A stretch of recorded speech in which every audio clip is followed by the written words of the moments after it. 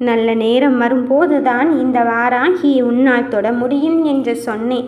இப்பொழுது உனக்கான நல்ல விதியை விதித்துத்தான் இனியும் என் பிள்ளையை காக்க வைக்கக்கூடாது என்பதை அறிந்து உனக்கான ஒரு மிகப்பெரிய உண்மையை சொல்வதற்காக வந்திருக்கின்றேன்.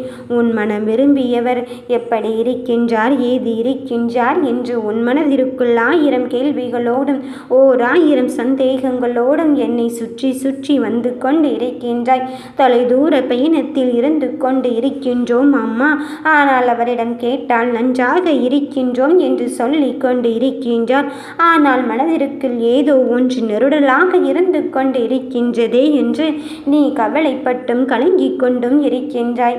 மன நிம்மதியே இல்லையே என்று நீ என்னிடம் தேடி வந்து இருக்கும் என் பிள்ளையை உன் மனதிற்குள் நல்ல விஷயத்தை சொல்வதற்குத்தான் வந்து இருக்கின்றேன். மன நிறைவான வாழ்க்கையை தான் உன் துணையானவர் அங்கு வாழ்ந்து கொண்டு இருக்கின்றார்.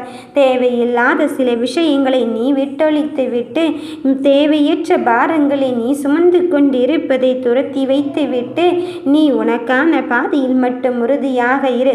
நீ என் செல்ல பிள்ளை என்றால் உன்னை சுற்றி இருப்பவர்களும் உன் நலனை மட்டுமே அக்கறை கொண்டு இருப்பவர்களும் என் செல்ல பிள்ளையாகத்தானே இருப்பார்கள்.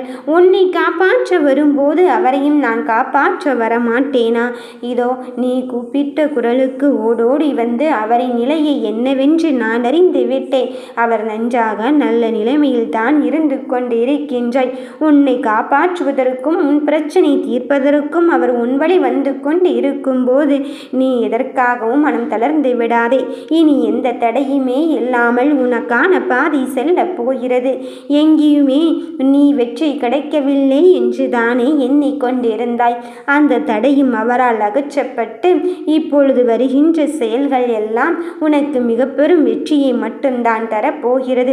எல்லோரையும் ஜெயிக்க வேண்டும் என்று என் பிள்ளைகள் வைத்திருந்த காலத்தை தாண்டி உன்னை அங்கு தடைகள் என்று நினைத்து கொண்டு இருக்கின்றார்களோ என்று மனமருந்தி கொண்டு இருக்கின்றாய்.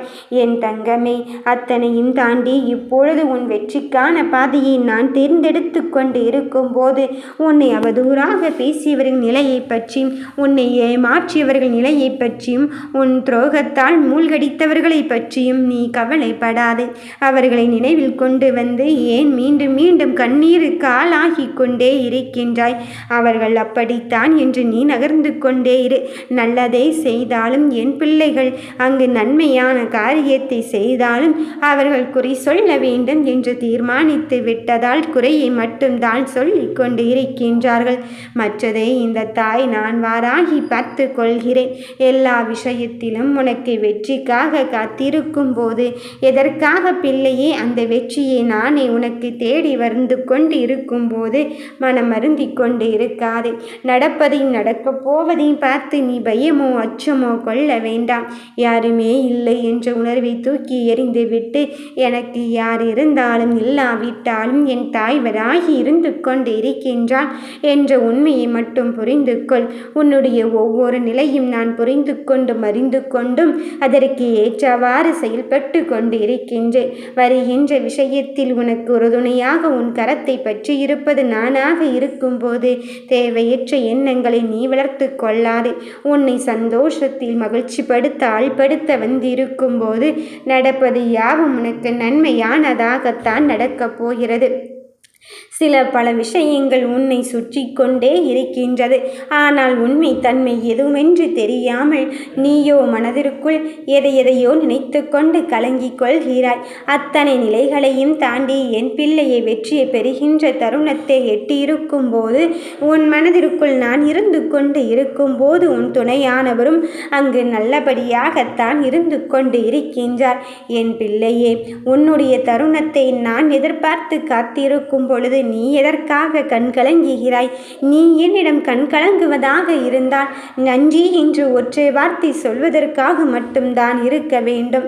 மீதியை நான் பார்த்து கொள்கிறேன் என்று சொல்லும் போது மற்றதை பற்றி ஏன் யோசித்து யோசித்து உன் நிலைமையை தடமாறி வைத்து கொண்டே இருக்கின்றாய்?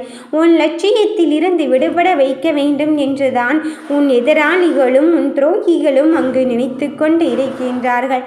ஆனால் அந்த லட்சியத்தை நான் உனக்கு உன் கைகளில் கையை பிடித்து தர வந்திருக்கின்றேன் என்று சொல்லும்போது நீ ஏன் நம்ப மறுத்து கொண்டு இருக்கின்றாய்? வருவது வரட்டும். உன்னையும் உன் துணையும் காப்பதே என் கடமையாக இருக்கும்போது அவரை மட்டுமல்ல, உன் குடும்பத்தை மட்டுமல்ல, என் செல்ல பிள்ளையாகி எல்லோரையும் நான் காப்பாற்ற வந்திருக்கின்றேன்.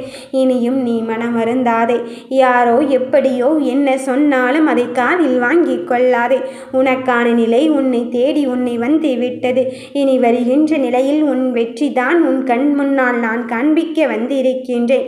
நீ நினைத்தது தான் அப்படியே பலிக்கும். ஓம் வராகி தாயே போற்றி.